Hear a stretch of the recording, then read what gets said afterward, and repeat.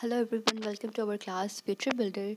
तो आज इंग्लिश का द फुटप्रिंट विदाउट फीट का चैप्टर सेकेंड स्टोरी कवर करेंगे। इस स्टोरी में है एक यंग बॉय अनिल को अपना फ्रेंड बनाता है और अनिल उस पर बहुत ही ज़्यादा ट्रस्ट करने लगता है और उसे काम भी दे देता है। तो क्या वो बॉय अनिल को धोखा देता है? इसके बारे में जाएंगे। ये स्टोरी खुद नरेटर ने लिखी है। तो वो बोलते हैं कि मैं उस समय चोर था जब मैं अनिल से मिला और उस समय मैं 15 साल का था। मीन्स जो नरेटर उस समय वो 15 साल का था और अपने कामों में काफ़ी सफाई से काम करता था। मीन्स वो चोरी काफ़ी अच्छे से करता था। जब वो अनिल से मिला, अनिल उस समय कुश्ती का मैच देख रहा था।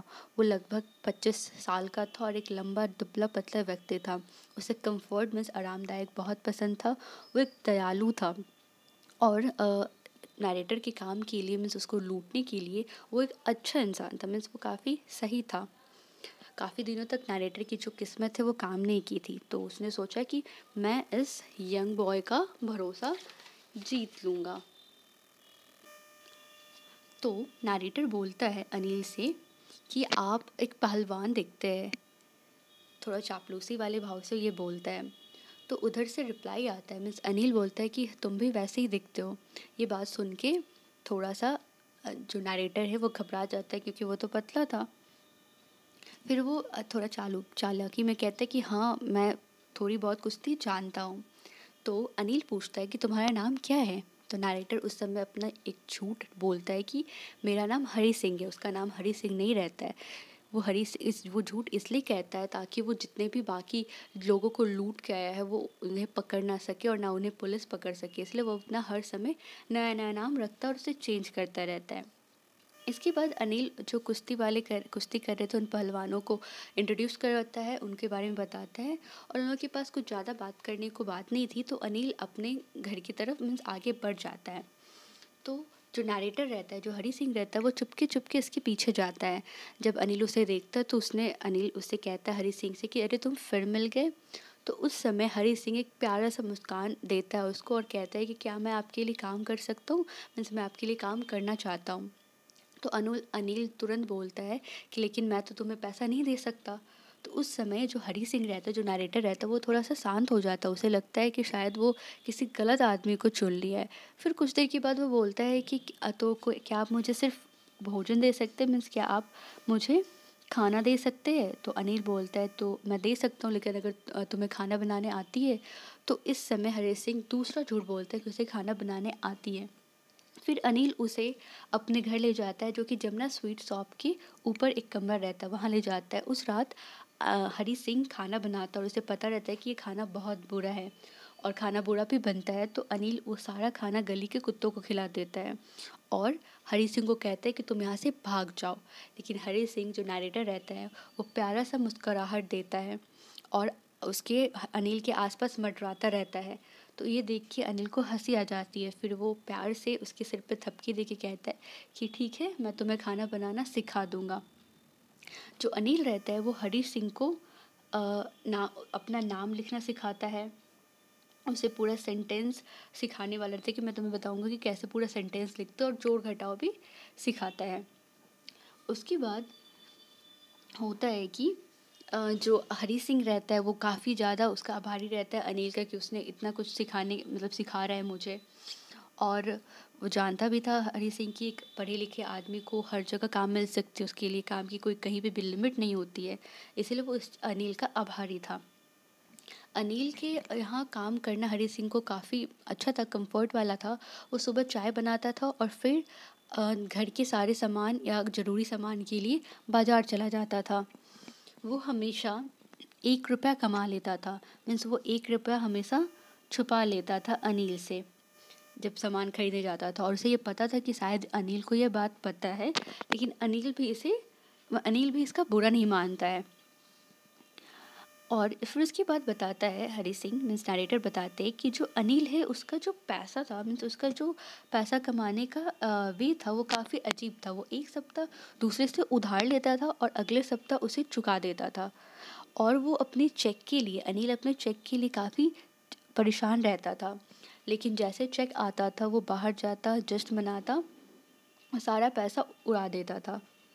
एक दिन शाम को अनिल एक छोटी सी गड्डी लेके आया, पैसों की छोटी सी गड्डी लेके आया और बताया कि मैंने जो पुस्तक बेची है एक पब्लिकेशन को, उसी से मिली है। रात में जो हरी सिंह है वो देखता है कि अनिल अपने पैसा का गड्डी अपने गद्दे के नीचे रखता है और उसके ऊपर सोता है। तो अनिल के लिए ये कार्य करना जो था काफ़ी इजी था कि वो 1 रुपया छोटा मोटा छुपाता था, ये सब चलता था। लेकिन अपने पेशे के हिसाब से, अपनी चोरी के हिसाब से वो अभी तक कोई काम नहीं किया था।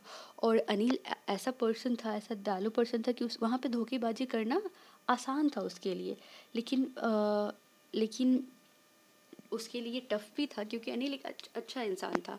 और अनिल ने हरी सिंह को एक चाबी भी दी थी, दूसरी चाबी भी दी थी, जिससे वो अपने मन मर्जी से कहीं भी आ जा सकता था।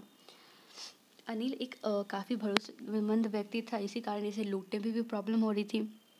क्योंकि अगर लालची व्यक्ति को लूटना काफ़ी आसान होता है, वो आसानी से लूट जाता है क्योंकि वो लूटना सहन कर सकता है। लेकिन अगर एक असावधान व्यक्ति को लूटा जाए तो काफ़ी मुश्किल होता है। कभी कभी तो वो व्यक्ति ध्यान भी नहीं देता है कि वो लूट चुका है और जिससे चोरी करने का मज़ा थोड़ा कम हो जाता है। उसके बाद बताता है कि हरी सिंह बोलता है कि अब समय आ गया कि मैं अपना काम करूं और पैसे लेके भागूं, और क्योंकि ये तो मुझे वेतन भी तो नहीं देता है, तो ये बात सोचता है कि ये मुझे वेतन नहीं दे रहा तो ये चुराना कोई बड़ी बात नहीं है। अनिल जब सोया रहता है तब ये अपने फर्श पे बैठ जाता है और सोचता है कि 10:30 की लखनऊ वाली ट्रेन है, वो पकड़ के मैं भाग सकता हूँ। फिर धीरे धीरे ये रेंगते हुए अनिल के पास जाता है, उसके कंबल के नीचे, और अपनी हाथ घुसा के उसे चेक करने लगता है, मीन्स नोट की तलाशी करने लगता है कि नोट किधर है।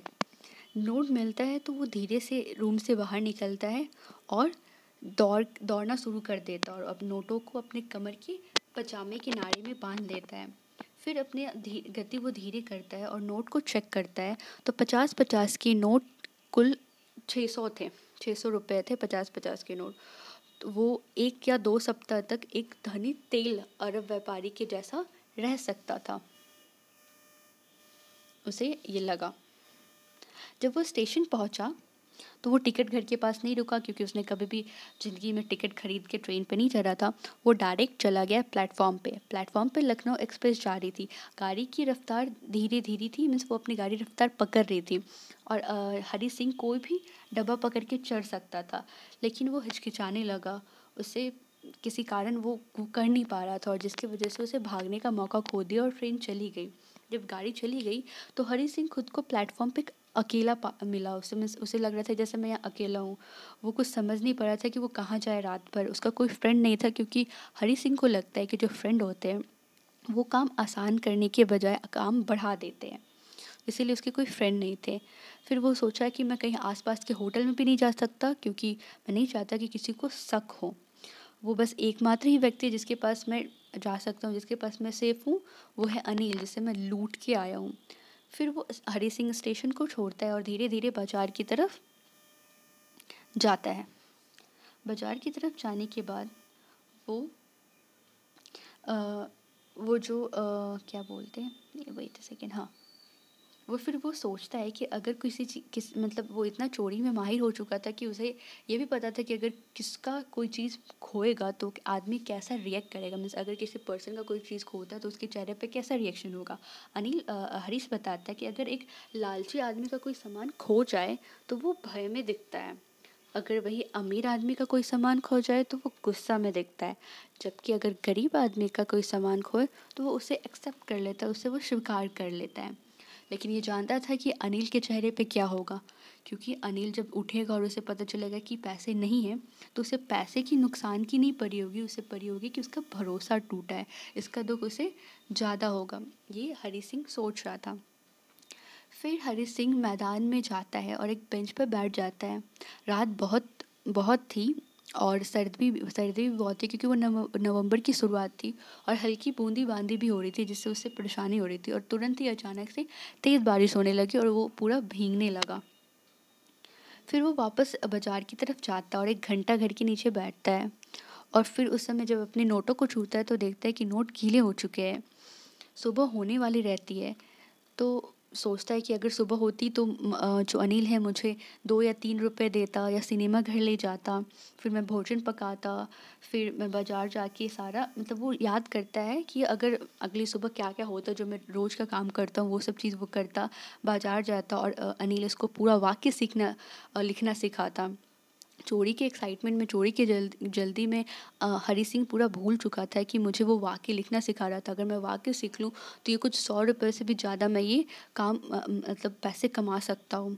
चोरी करना बहुत ही ईज़ी है, पकड़े जाना भी बहुत ईज़ी है, लेकिन एक अच्छा आदमी बनना, एक बड़ा आदमी बनना, एक चालाक और इज़्ज़तदार आदमी बनने के लिए कुछ और चाहिए होता है, जो कि पढ़ाई है। अगर मुझे मुझे अनिल के पास वापस जाना है क्योंकि मुझे पढ़ना है, तो वो सोचता है कि मैं अनिल के पास वापस इसलिए जाऊँगा क्योंकि मुझे पढ़ना है। फिर वो घबराता हुआ अनिल के पास जाता है। वो घबराता हुआ अनिल के पास जाता है। फिर वापस जाने के बाद वो धीरे-धीरे से अनिल जहाँ पे सोया था उसके पास जाता है और वो पैसों को उस गद्दे के नीचे रख देता है। जब अगला दिन होता है तो हरी सिंह काफ़ी लेट से उठता है, अनिल पहले ही उठ जाता है और देखता है कि अनिल ने चाय बना लिया था। अनिल अपनी उंगलियों में 50 के नोट लेके हरी सिंह की तरफ दिखाता है, मीन्स देता है। तो लगता है हरी सिंह को कि शायद उसकी चोरी पकड़ी गई। तो उस समय अनिल कहता है कि कल मैंने कुछ पैसे कमाए थे, तो अब से मैं तुम्हें नियमित रूप से पैसा देता रहूँगा, मीन्स मंथली पैसा तो मैं देता रहूँगा। ये सुन के हरी सिंह है जो बहुत ही खुश हो जाता है, बहुत ही एक्साइटेड हो जाता है कि उसे हर महीने पैसे मिलेंगे। और जब वो पैसे लेता है तो उसे पता चलता है कि ये पैसे अभी तक भींगे, मीन्स हरी सिंह जब पैसा लेता है तो उसे लगता है कि उसके पैसे अभी तक भींगे, तो कहीं इसे पता हो। उसके बाद अनिल कहता है कि मैं तुम्हें आज वाक्य लिखना सिखाऊंगा, एक पूरा कंप्लीट सेंटेंस लिखना सिखाऊंगा।